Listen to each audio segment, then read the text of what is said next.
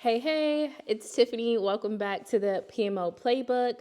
I have been on a summer break, I guess you can say, unwillingly. Of course, my kids have been out for the summer.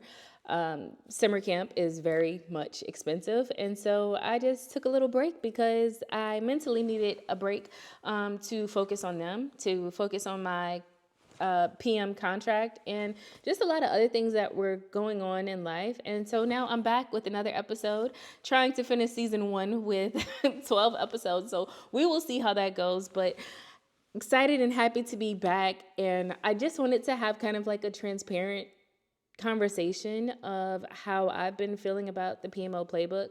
Personally, I had kind of just jumped into this in between contracts and trying to find something to fill my time with.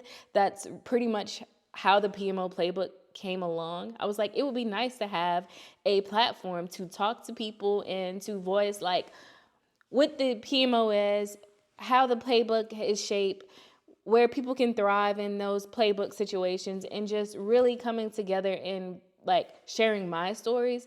Well, I found myself kind of not venting, but I found myself kind of talking very scripted. And in those conversations, I just felt like when I would watch it back, it would seem very cringe outside of just hearing my voice. But it also felt very cringe to watch it being played back and seeing myself like be so scripted. And I'm like, that does not feel like me. I just want to sit down and have a conversation. Maybe, yes, I can have some highlights, key highlights that I really want to touch on, but I want to have a transparent conversation. And so once I realized that, in taking that step back, a much needed break during the summertime, I was actually able to like see myself in a more authentic place. And so I really want to finish season one off with kind of recapping the last two contracts that I had. I've talked kind of before, kind of like a case study of a previous contract I had last year. And I think that I want to start doing kind of like, once a contract ends, without sharing as much details as possible about what the actual contract, like the company and the business name, I want to be kind of like what I see I could have done better, what could have been done better as like a PMO, and then also like the key takeaways from that, like what will I use to go into the next job, full-time job, contract, whatever comes along. Because right now I feel like I'm being very open-minded about things, very open to opportunities that's coming along, just so that I can try it. I can say, yeah, this worked for me, it didn't work for me, and then go from there. So really in today's episode, again, I want to say I'm back from a much needed break. Of being with my kids for the summertime. School just started, and I'm excited about that. And I'm really excited to jump back into the PMO playbook, having an actual set list of episodes instead of thinking of an idea and then recording it in the moment like I'm doing now and I've done previously. Actually having like season two be like a full list of episodes. What do I want to talk about? Maybe some guests, just a full production of a podcast, and something that can really be on autopilot versus it being more of ad hoc. So like I said, in today's episode, I kind of want to touch base on the two previous contracts that I've had so far this year. One was part-time, one was full-time. So in that full-time role, I really think that I thrive so much with having such a supportive team. Like, it was built, the PMO team was built up of 5 people in total. And so me and the other PM, and then there was a director and a VP that was also part of that PMO as well.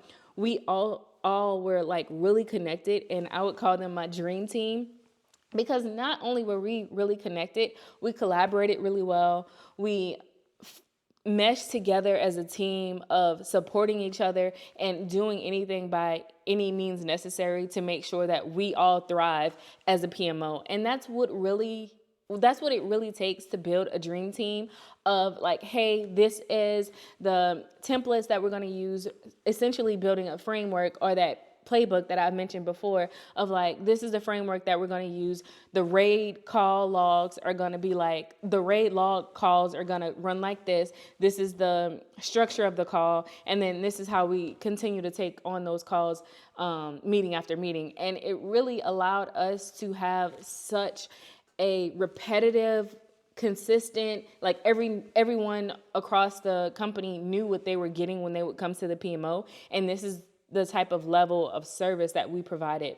So going into such a thriving PMO team was really helpful, and like allowed me to mentally kind of be in check with myself, going from someone that was like a micromanager and very demeaning and just like the most horrible situation I've ever been in, like putting stress on me that didn't need it to be like it wasn't necessary, to go into like my actual dream team was heaven sent. Like God literally blessed me with having such a productive team. It was no gossiping. It was no, backstabbing. It was no putting people down if they didn't know something. It was like, if you didn't know, you ask. They'll tell you, and we keep it moving. It's like we're all grown adults, and that just really allowed me to thrive in the workplace. And I'm really hoping that the next opportunity that I am on, which is coming up soon, that I'm able to go into this job and just really thrive, not be involved in any of the work culture drama, just really have someone that trusts my expertise, sees that I'm the expert in these areas, and depend on me to get the job done. It's like whenever I'm put in those type of situations, that's when I really thrive and I'm really able to get everything completed. So that was my dream team situation. More on the part-time contract that I took on was more for like operations management side of a business, of a agency. And this is my second agency that I've been a part of. I would say that it was really great to make those connections with the people across the team. But I do think that sometimes as CEOs, as founders, as owners, builders, whatever you want to call yourself, it really takes time to take a step back and realize, what does my company need to thrive? And maybe that doesn't necessarily need me in the mix of everything to thrive. And so whenever you really think back on those type of situations, it makes you reflect on like, what could I have done better? How could I have controlled the situation better? So that lasted for all of maybe 2 months, I think, for that contract. I decided to part ways with that agency and go about, continuing to find a full-time job. So I think that everything is for a reason or a season or both. And with that, I'm just really grateful for the opportunities and the people and connections that I can make to say, hey, you are an expert, but at this very moment right now, maybe this isn't what we need. So, or this isn't what I need. So whenever I really can understand that, it just makes a better time for me to step away from things. But with that being said, like I mentioned, I just wanted to come on here, kind of give some insight on things that I've been doing on the back end, on this whole summer break and everything on my side of work and school and summer break. But outside of that, like I mentioned, as far as season 2, I really want to bring on some really strong guests. I don't want to just be sitting here talking to myself. So I really want to bring in some people that I feel like are experts in different areas, that really shows how they can execute, manage projects, and, flawlessly.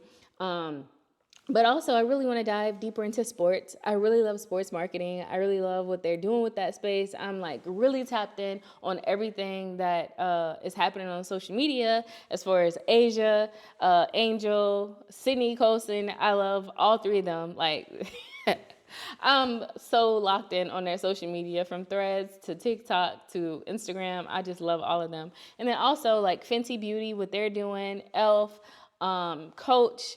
I just really want to come back on and hit the ground running on my podcast, so that we can have this space to talk about these things that maybe, it's talked about on social media, but creating evergreen content. So in a nutshell, I don't want to make this episode much longer than it needs to be. But in a nutshell, that's how I'm coming back into the PMO Playbook podcast platform, building community with you guys, having open conversations, dialogue, and just really just showing you guys a side of my brain that takes me away from like the day-to-day activities that I'm doing as a PM, and more so like sowing a seed into other people that are interested in becoming a project manager or a program manager or being within a PMO. What does it take to thrive in those situations? And then also talking to other people that are currently PMs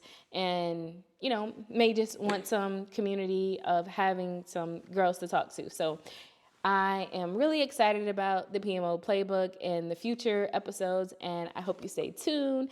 Check me out on social media, Project 43 Consulting, or the PMO Playbook. And yeah, I will talk to you guys next time. Bye.